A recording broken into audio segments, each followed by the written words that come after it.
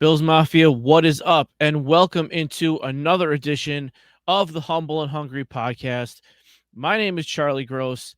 Happy Victory Friday to you. The Buffalo Bills, as you saw in the title, trounced the Los Angeles Rams. Just a great way to open the season. I got to admit that I was a bit scared. Scared is the right word. I had some twinges of panic before the Bills eventually took control in the second half of the game. I will get into my thoughts on the game, all that stuff coming up. But first, I wanted to let you guys know where you can find me. Obviously, you see behind me the green screen, the big brand, our company that me and my wife have started is called 12 Squared. It's a production company. Underneath that, we have our Humble and Hungry podcast, which you're either listening to or watching. We also have something that some of you may be familiar with, which is Trust the Process Analytics. We are doing player grades. We have a brand new completion percentage metric that I unveiled last year that we're going to keep going with that. I will be doing grades for the Bills and the Rams games as soon as I get off of this podcast, this vidcast. We got other things coming. I got a newsletter coming. I write articles for Nuts and Bolts Sports. Please check that out. Lots of stuff coming. I have an NFL podcast called Formations versus Formulations, where I'll be revealing all my player grades for the whole league and the completion percentage and all that fun stuff. But let's get right into the game. The Bills came out of the game absolutely on fire. Looks like they had never taken any time off. Josh Allen comes right out of the gates, firing on all cylinders. Things are going fantastically well. And then had a few hiccups there. The interception, it's not really an interception. Isaiah McKenzie basically caught the ball and then handed it to the other team. Not ideal. James Cook fumbled the ball. And I told the guys in my chat for Nuts and Bolts Sports that you're probably not going to see James Cook again. And I think you saw him for one play, and that was it. Sit him down, get him a chance to sort of get his composure. A big game. Go with the vets. Go with Zach Moss. Go with Devin Singletary. And certainly heading into halftime, my thoughts were, oh man, why are we going through this again? They're going to shoot themselves in the foot again. They came out like a bat out of hell, and now they're doing dumb things, making mistakes. And I understand every team does dumb things. You're not going to get a team to play a perfect game every week consistently. Weird things happen. People make mistakes. These are human beings. I get it.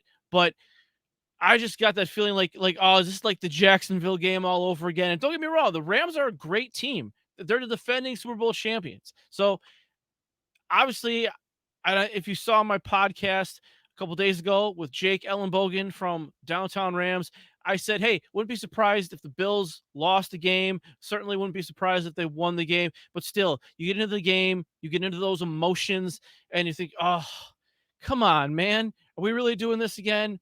But have no fear. The second half started, and the Bills just destroyed the Rams. And quite frankly, the Rams looked tired or disinterested or unprepared or whatever the case may be.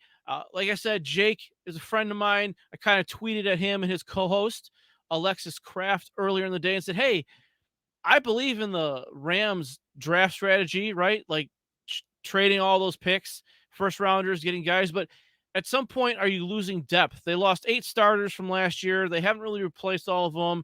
Maybe they just don't have the horses right now. But you know who does have the horses?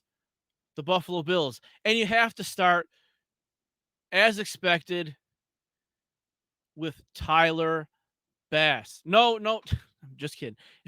Josh Allen. Josh Allen was incredible. And I know that the guys on the broadcast were like, oh my God, I'm watching Tom Brady. Look, you can't compare him to Tom Brady, but I get what they were saying. He completed every pass. He was taking the checkdowns. This is like the final form in a way. Too often, Josh Allen would still look for the deep ball. He'd chase it a little bit. And I think that's how they got into trouble last year against Pittsburgh, Jacksonville. Not this year. he was willing to take the check downs. He was willing to take the open guy, and he was accurate. I think he did a very good job with throwing guys open, throwing it to a space where a guy could catch and run at least a little bit. And I mean, at some point you run out of ways to describe Josh Allen. I know a lot of people thought I was just trolling or whatever, but I've been predicting that Josh Allen will have 6,000 total yards and 60 total touchdowns pretty much since June or early July. And I know a lot of people saw that and were like, oh, there goes Charlie just trolling it up again. Look, if you look at what the Bills did last year in terms of not really using the tight ends that much, not really getting the running game going consistently, not really using the running backs in the passing game, all that basically changed. Yeah, okay, quiet night for Dawson Knox. Got it. But all the other stuff changed. So my point is if Josh Allen continues his evolution, they include those other things into the game plan, the offense is going to go crazy and it's basically going to be unstoppable. I mean, Josh Allen looks unstoppable. He's going in there. It's like some kind of wrestling match, or he's just like he looks like a running back. Doesn't care. It's taking the hits, getting hit by 3 or 4 guys sometimes. And I know that some people are worried. I know it's a big talking point. Look, I don't care about the running the ball.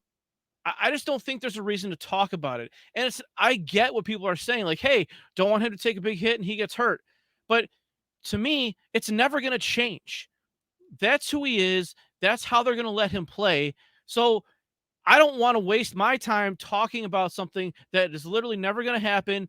You know, we love watching it, right? Josh Allen willed them to that win. I understand it's a blowout. I get it. But his competitive fire willed them and he carried the team with him and it ended up in a blowout. So this whole idea of like, oh, Josh Allen shouldn't run, like he's just doing what he's doing. And he may get hurt. Hopefully he doesn't, but whatever. Just to be 26-31 for I think 300 and some passing yards, right? Like 56 rushing yards, 4 total touchdowns. Vintage Josh Allen. Great game plan by Ken Dorsey. Great play calls by Ken Dorsey. I know people might have got a little nervous when they kept running it on first down at some point.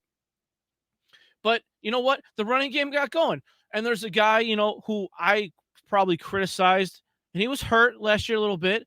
And I think he got some criticism, and maybe it was deserved. I'm not saying it wasn't deserved, but Zach Moss had himself a game, man. I think the big criticism of Zach Moss was that he ran towards contact last year. He wasn't running towards contact this year. He looked great. He looked great in the running game. He looked great in the receiving game. I was very pleased with Zach Moss. I was very pleased with Devin Singletary. I was very pleased with the passing game. Look, Gabe Davis, good start for Gabe Davis. People know people want to label me as a Gabe Davis hater. I'm not a Gabe Davis hater. I love Gabe Davis. I love the game he plays. I'm questioning, can he do the things that most wide receiver twos are asked for?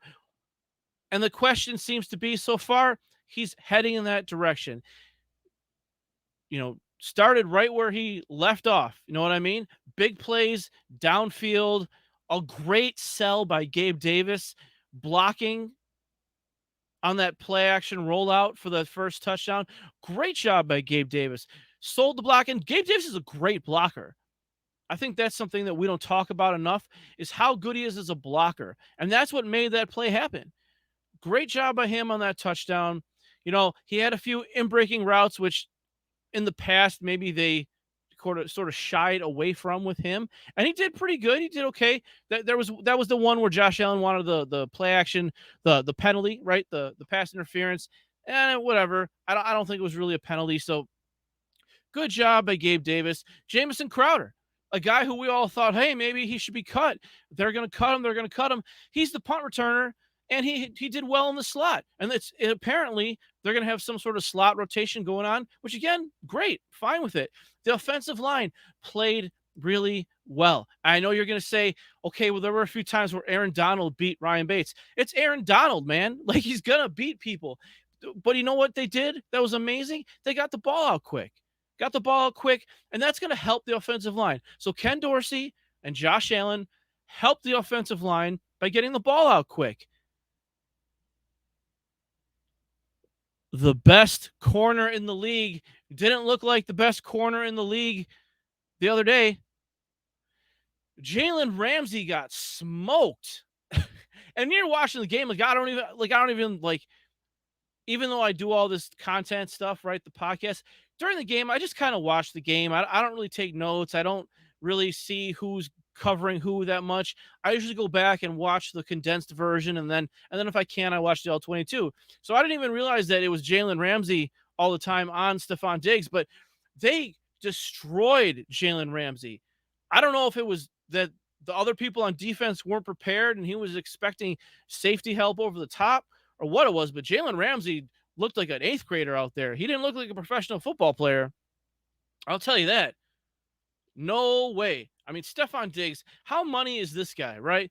Like, he's so reliable. He's so you know what you're getting with him. He's gonna go down and preserve his body, which is great. I don't think guys that take big hits for no reason. And just a great job again by Stephon Diggs. And you don't think he wanted to show out in LA against the arguably best corner in the league?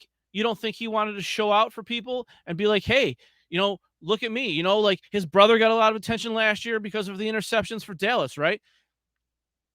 Stephon Diggs has a lot of pride, and that's great. And he made Jalen Ramsey look foolish. And that's great. I love that. Defensively, it's hard to even know where to start. Again, fantastic work by the scheme. Great job, I think, by they basically played three guys at corner, outside corner, who only had 10 games starting experience, and it was all Dane Jackson. So kudos to Christian Benford for getting the start. Obviously, the plan is to rotate him and Kyer Elam. Maybe Elam starts next week and they still rotate. But great job by them. Great job by the Bills defensive backs coach, okay? He doesn't get enough credit. And great job by Leslie Frazier, but they have these guys, Dane Jackson, Christian Benford, and Kyer Elam ready to play. And sure, did the massive pass rush help them out? Of course it did. And does it have, Micah Hyde and Jordan Poyer back there help those guys out? Of course it did. But good on them. They acquitted themselves pretty well. A few hiccups here and there, but by and large, a great day for them. And Von Miller, man. Von Miller looks like he's been shot out of a cannon. We haven't seen a guy like that in Buffalo, not even Mario Williams, since Bruce Smith. Like, the stuff that Von Miller did, I'm like, oh my God. It looks like he hit Noteboom in the chest with a sledgehammer on that one, didn't it? He just popped up his hands in his chest and knocked him backward. Man, you want to watch artistry at work. Just watch Von Miller. Like I know it costs money, but to go get the subscription to the All 22 and just watch Von Miller, just go to the defensive plays and watch this guy and watch all the different pass rush moves he has, the pass rush plan. This is something that, is a great talking point. No matter what podcast you're listening to, no matter what, you hear people talk about a pass rush plan, pass rush moves. You go watch Von Miller, and he's the epitome of counters, pass rush plan, pass rush moves. Amazing. And of course, having him is going to take pressure off other guys. And what happened? It was a sack party. It was a pressure party, just all over the place. Everybody who didn't play well in defensive line. I mean, the answer is really nobody. Unfortunately, Ed Oliver got hurt. That's not good. But you saw the impact of Daquan Jones. And we'll get to Tremaine Edmonds in a minute. But Daquan Jones, I mean, look at a guy like Rousseau. Rousseau, the beneficiary of Von Miller, Look at Epinesa. Look at Basham. A great athletic play by Basham on the interception. But these guys are coming up the field and they're coming for your quarterback. And the Rams offensive line didn't have answers. They've got 2 or 3 really good guys on there, and then 2 guys who are not so great. The Bills took advantage of it. Look at Jordan Phillips. Look, Jordan Phillips, I still think is not the greatest run defender, but he's 6'6", 330. He's doing spin moves on the interior. I mean, imagine trying to block that guy on passing downs. And it's nice to see him back. That was the year when I first started podcasting, and I was a little underwhelmed with Jordan Phillips. I certainly didn't want us to sign him to a contract extension, but as a depth piece, it's nice to have him back. He brings some energy. He's familiar. Most of the guys on the team know him. And like I said, how are you going to block a 6'6", 330-pound guy in the middle of the line who kind of gets off the ball like Von Miller does? Now, I'm not saying he's Von Miller exactly, but he gets off the ball really quick. And just a great job. We had questions about AJ Epinesa. Is this the year? It's his 3rd year. Like, what are we doing? Come on, AJ. Like, do something. Well, he did something yesterday. Definitely did something yesterday. And the Bills scheme is so good. Like, such a credit to Leslie Frazier. And I know Sean McDermott probably has a little, I know Sean McDermott always says this is Leslie Frazier's defense. I'm sure Sean McDermott, sprinkles on a few things, but kudos to Leslie Frazier, man. This guy needs to get a head coaching job. He's been fantastic. This whole thing where, you're getting your hands up, getting hands on balls, tipping balls. Jordan Poyer's there for the interception. Just it's a great scheme. It's like a symbiotic relationship they all have together, and it's just amazing. And Tremaine Edmonds, to me, this is the year where you find out. I know they love him, but this is the year you find out what's going to happen when he's protected, when he, can move freely behind the line, when you got a guy like Daquan Jones tying up blockers. And I think Tremaine Edmonds played pretty well. Did I think it was like the best game of his career? Are all my questions about him taken care of? No, but I think he played pretty well. And we'll see as the season goes on. This is one game. There's at least 16 more to go. And obviously, we all hope more than that. So, I think a good first effort from him, and we'll see as things go along. The punting game was amazing. Love that. Tyler Bass snuck a few in there through the uprights, but all that counts is that all the extra points were made. So, next up is the Titans on, a week from this Monday coming up. So there's about 10, 11 days until that game.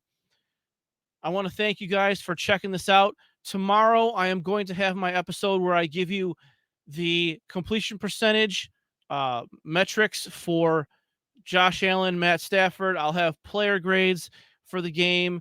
I got lots of stuff. I'm going to be trying to do player grades for the entire league, which I'll have out usually on Wednesday nights during, what a normal week is. Like I said, please check out the NFL podcast we got coming.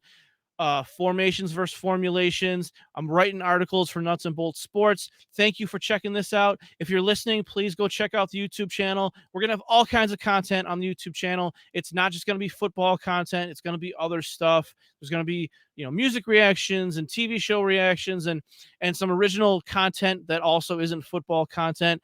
Going to have a newsletter coming out, all kinds of stuff. I'm sure I'll be floating around on YouTube shows from other brands and things like that. So once again, thanks guys for watching. You can find me on Twitter at @TTP_Charlie. Go Bills. And as always, find a way to embrace your growth mindset and trust the process.